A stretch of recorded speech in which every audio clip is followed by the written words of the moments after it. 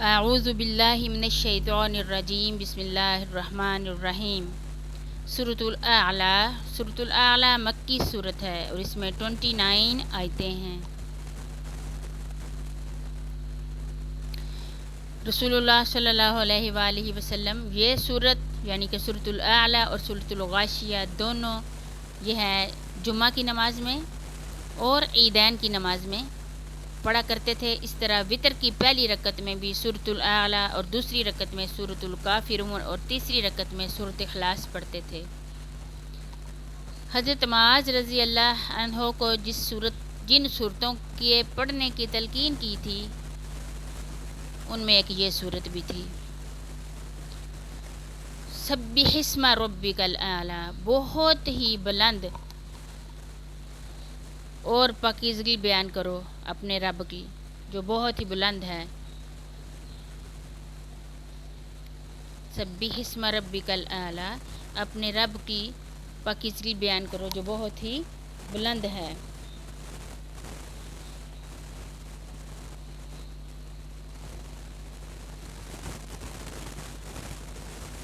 یعنی کہ اللہ تعالیٰ تمام عیب سے پاک ہے اور ہر لحاظ سے اللہ تعالیٰ پاک ہے۔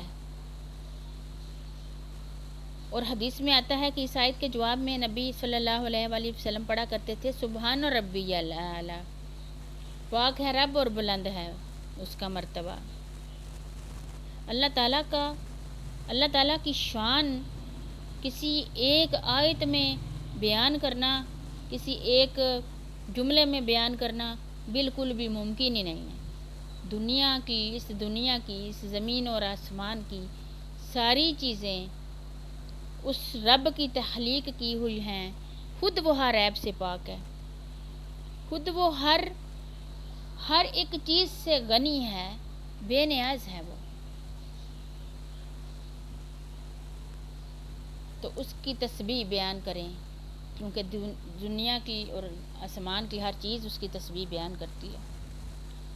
الذی خلق فسوی، جس نے پیدا کیا اور صحیح سالم پیدا کیا، خالی پیدا ہی نہیں کر دیا، ہر ایک چیز اس نے پرفیکٹ بنائی، انسان کی ہر ایک چیز پرفیکٹ بنائی، ہر لحاظ سے انسان کو پرفیکٹ بنایا۔ اس لیے انسان کو اشرف المخلوقات، تمام مخلوقوں میں سب سے افضل بنایا۔ اشرف المخلوقات کہتے ہیں انسان کو، صحیح اور سالم، کوئی بھی چیز اس میں سے غلط نہیں بنائی، خراب نہیں بنائی۔ والذی قدر فہدی، اس نے ٹھیک ٹھاک اندازے سے ہر چیز بنائی اور پھر راہ بھی دکھائی ہدایت کی۔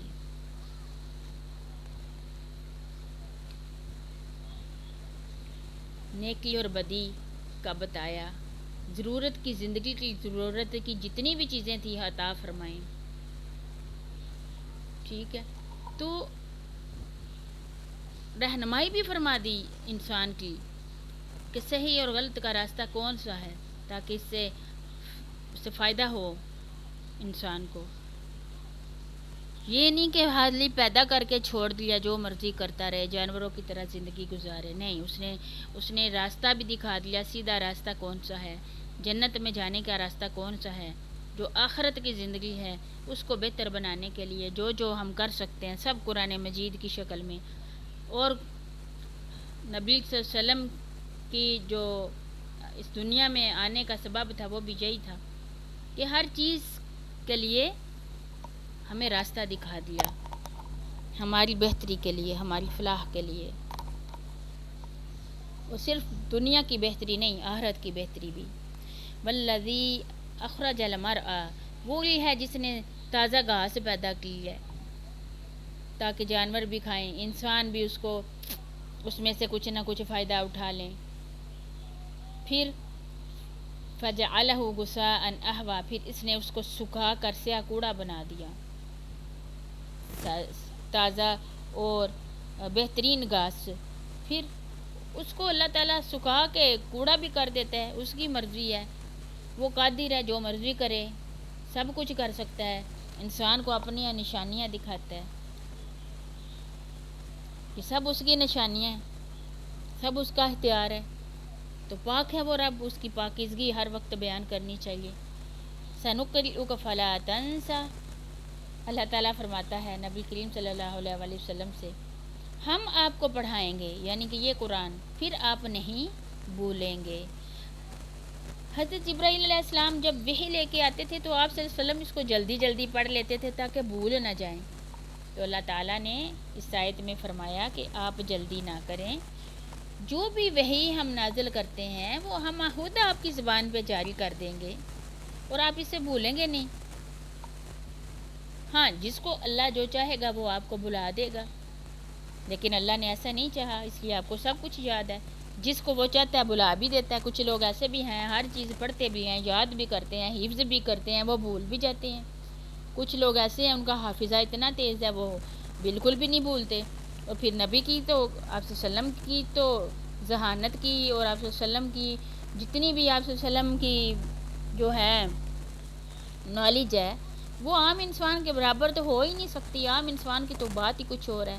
وہ تو آپ صلی اللہ علیہ وسلم تو اللہ کے نبی تھے، اللہ کے محبوب تھے، اللہ نے آپ کو کچھ ایکسٹرا صلاحیتیں دی تھیں، اور وہ اللہ تعالیٰ نے آپ کو قرآن یاد کروا دیا۔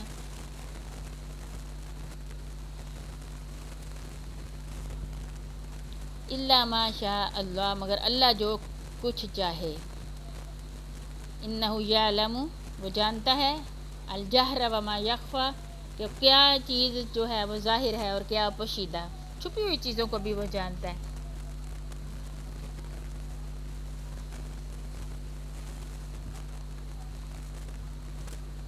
چھپ کے عمل کریں یا سامنے کریں، وہ سب اس رب کو پتہ ہوتا ہے، اور جو وہ چاہتا ہے جیسے چاہتا ہے، جس کو جو چاہتا ہے یاد کروا دیتا ہے، جس کو جو چاہتا ہے بلوا دیتا ہے۔ کچھ اس کے ایسے بھی حکم ہیں جو بھول چکے ہوئے ہیں، جو بالکل منسوخ ہو چکے ہیں، وہ بھول چکے ہوئے ہیں، ان کی ضرورت نہیں تھی، وہ منسوخ ہو گئے۔ اللہ تعالیٰ اپنے خود حکموں کو منسوخ کرتا ہے، وہ چیز ہی بھول جاتی ہے انسان کو۔ انسان کے ساتھ بھی ایسے ہی ہے، ہم عام انسان ہیں لیکن اللہ تعالیٰ ہمیں وہی چیز یاد رکھنے کے لیے ہمیں یاد رہتی ہے جو ہمارے فائدے کی ہوتی ہے۔ ہو سکتا ہے جو چیز ہم کہتے ہیں کہ ہمیں یاد نہیں آ رہی، تو ہو سکتا ہے کہ اللہ سے ہمیں بھولی ہو اور اس میں ہمارا کوئی فائدہ ہو۔ وَنُيَسِّرُكَ لِلْيُسْرَىٰ، ہم آپ کے لیے آسانی پیدا کریں گے، یعنی آپ صلی اللہ علیہ وسلم کے لیے آسانی پیدا کریں گے، یعنی وہی جو ہے وہ ہم پہ آسان کر دیں گے تاکہ آپ اس کو یاد کریں، وہ آپ کے لیے آسان ہو جائے یاد کرنے کا عمل۔ اور ہم اللہ تعالیٰ فرما رہا ہے کہ آپ صلی اللہ علیہ وسلم ہم آپ کے لیے اس طرح رہنمائی کریں گے جو آسان ہوگی آپ کے لیے، جنت والا عمل آپ کے لیے آسان کر دیں گے۔ آپ کے جو کام ہیں کرنے کے، آپ کو جو بولنا پڑ رہا ہے، جو کرنا پڑ رہا ہے، وہ آپ کے لیے اس میں خیر کر دیں گے، آسان کر دیں گے، جو آپ کے لیے آسان ہوگی، تنگی نہیں ہوگی، یعنی ہر طرح کی آپ کو سہولتیں آسانیاں فراہم کریں گے۔ اللہ تعالیٰ اپنے نبی سے مخاطب ہے کہ اللہ تعالیٰ نے اپنے نبی کو ایک بہت بڑی ایک ذمہ داری دی، اپنا پیغام لوگوں تک پہنچانے کی۔ وہ لوگ جو آپ کو مارنے کے اوپر تلے ہوئے تھے، جو آپ کو مارتے بھی تھے، تکلیفیں اذیتیں بھی دیتے تھے، ہم اگر کسی کو ہمارے پاس اگر کوئی 2-4 بندے یا 8 بندے یا 10 بندے ایسے ہوں اور ہم ان کو نصیحت کریں، وصیت کریں یا کوئی بات کریں، وہ ہمیں آگے سے مارنے پر لگ جاتے ہیں کہ آپ ہوتے کون ہیں ہمیں ایسے کہنے والے، اور ہمیں اپنی جان کی پڑ جاتی ہے، ہم دوبارہ ان سے وہ بات نہیں کرتے، ہم کہتے ہیں آگے سے ہمیں یہ ایسے کہتے ہیں، اب ہم ان کو نہیں دوبارہ بولیں گے۔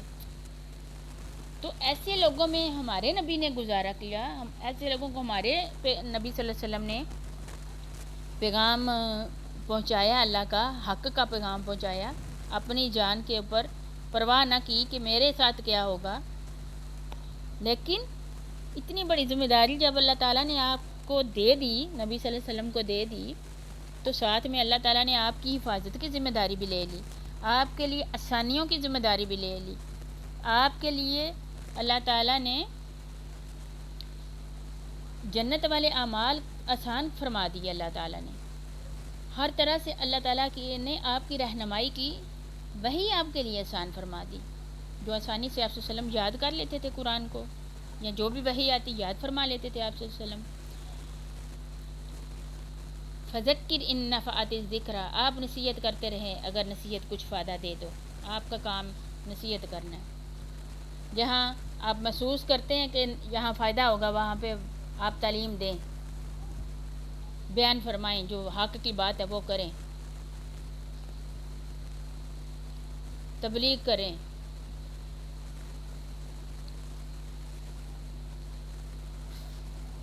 سَيَذَكَّرُ مَن يَخْشَىٰ، جو ڈرنے والا ہوگا وہ آپ سے نصیحت لے لے گا۔ آپ نصیحت کرتے رہیں، جو اللہ سے کے ڈر جس کو دل میں ہوگا وہ آپ سے لے لے گا نصیحت۔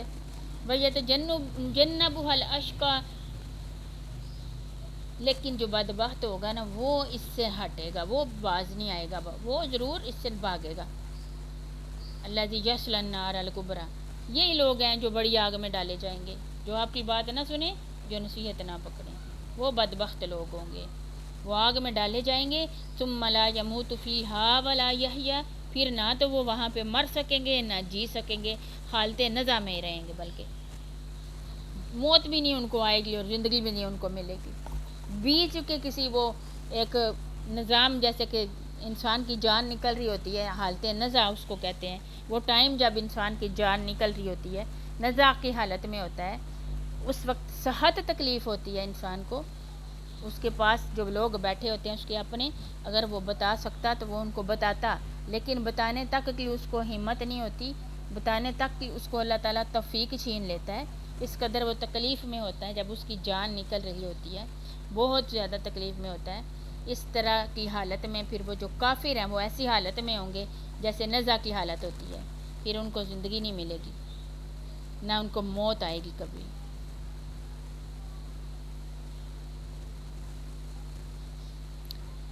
جو یعنی کہ یہ ان لوگوں کی بات ہو رہی ہے جو بالکل کافر ہیں، بالکل کفر کرتے ہیں، اللہ کی وجود سے انکار کرتے ہیں۔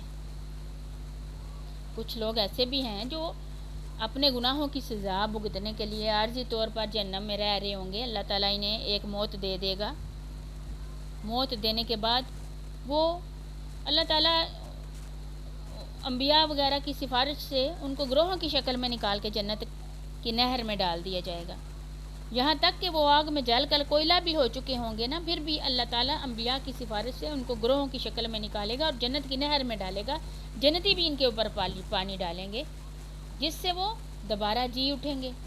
جیسے سیلاب آتا ہے اور کوڑا کرکٹ جو ہوتا ہے، گند بلا، اس میں اگر کوئی ایک آدھ دانہ گندم کا گرا ہو یا کوئی بھی کسی قسم کا اناج کا دانہ گرا ہوتا ہے، تو جب پانی اس کے اوپر سیلاب آتا ہے، سیلاب آگے گزر جاتا ہے نا، تو پیچھے وہ جو دانہ ہوتا ہے وہ گیلا ہو جاتا ہے، اور وہ گیلا ہونے کی وجہ سے وہ دوبارہ نئی اپنا ایک پودا نکل آتا ہے، اس میں سے اگ آتا ہے وہ دانہ۔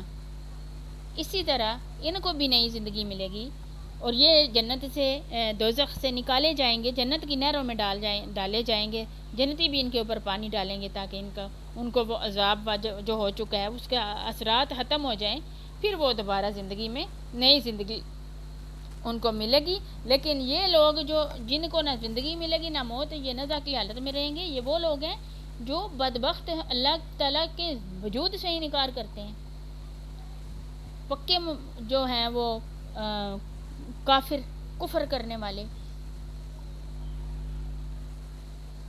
قد افلح من تزکا، اللہ تعالیٰ بے شک اس نے فلاح پا لی جو پاک ہو گیا، یعنی کہ اللہ تعالیٰ فرماتے ہیں جو پاک ہو جائے گا اس کو وہ فلاح پا لے گا۔ وذکر اسم ربہ فصلی، اور اللہ تعالیٰ کے نام کو جس نے یاد کیا اور جو نماز پڑھتا رہا۔ بل تؤثرون الحیات الدنیا، لیکن تم تو دنیا کی زندگی کو ترجیح دیتے ہو، والآخرۃ خیر وابقی، اور آخرت کی بہت ہی بہتر اور ہمیشہ رہنے والی زندگی ہے۔ ان ھذا لفی الصحف الاولی، یہ باتیں پہلی کتابوں میں بھی ہیں، جو پہلے اللہ تعالیٰ کی کتابیں نازل ہوئی ہیں نا، وہ ساری اللہ تعالیٰ کی کتابیں، ہمارا ان کے اوپر ایمان بھی ہے، جو حضرت ابراہیم علیہ السلام، صحف ابراہیم و موسیٰ، حضرت ابراہیم علیہ السلام اور حضرت موسیٰ علیہ السلام کی جو ان کے اوپر کتابیں نازل ہوئی تھیں، ایک اللہ کا پیغام لے کے ہی آئی تھیں وہ بھی کتابیں، ان کے اندر بھی یہ ساری باتیں لکھی ہوئی ہیں، حق کیا ہے باطل کیا ہے، یہ عمل کرو گے تو جنت میں جاؤ گے، یہ عمل کرو گے تو دوزخ میں جاؤ گے۔ لیکن انسان کیا کرتا ہے کہ دنیا کی زندگی کو وہ اول سمجھتا ہے، اس کو یہی نظر آ رہی ہوتی ہے نا کہ یہی بس سامنے ہے میرے، آخرت کی تو اس نے دیکھی ہی نہیں ہوتی، سنی سنائی ایک بات ہوتی ہے، اس کے اوپر یقین، یہی ہمارا پکا ایمان ہے۔ مرنے کے بعد دوبارہ اٹھنا، اللہ کے سامنے پہ جواب دے ہونا، یہی اصل ایمان ہے. اس کے اوپر ہمیں بلیو ہونا چاہیے. اگر ہم اسی زندگی میں رہیں گے اور یہی کہیں گے کہ یہی زندگی ہے، جو بھی ہے بس یہی سامنے ہے ہمارے، بس ادھر ہی جو کرنا ہے کرنا ہے، مرنے کے بعد دیکھی جائے گی، تو وہ ایمان کمزور ایمان ہے، ایمان ہی نہیں ہے. ایمان تو وہی ہے جو پہلی کتابوں کو بھی مانے. ابراہیم اور موسیٰ علیہ السلام اور داؤد علیہ السلام کے اوپر جتنی کتابیں باقی پیغمبروں پہ نازل ہوئی، جو 4 موسٹ بکس ہیں بڑی والی قرآن سے پہلے جو آئی ہیں، توریت، زبور، انجیل، اور ایک اور ہے 3 کتابیں وہ، اور ایک قرآن، 4 ٹوٹل کتابیں. تو ان کے اوپر ایمان لانا یہی ہمارے ایمان کا حصہ ہے. اور آخرت کی زندگی کو ماننا، بلیو رکھنا کہ ہم نے جانا ہے اور ہم نے جا کے اللہ کے سامنے پیش ہونا ہے، ہمیں ایک نئی زندگی ملنی ہے. کافر لوگ جو ہوتے ہیں وہ اس چیز کو انکار کرتے ہیں، وہ کہتے ہیں بس یہی ہے جو کچھ ہے، کوئی آگے زندگی نہیں، کچھ بھی نہیں. ہمیں مرنے کے بعد جلا دو، جلا کے ہماری خاک جو ہے، ہماری جو راکھ ہے وہ دریا میں بہا دو. اللہ تعالیٰ ہماری ہڈیاں کیسے اکٹھی کرے گا، ہماری راکھ کو کیسے اکٹھا کر کے ہمیں دوبارہ بنائے گا. ان کا یہ ایک ان کے دل میں بات ہے. تو یہ جو ہے ایمان کا حصہ ہے کہ آخرت کی زندگی ہی بہتر زندگی ہے.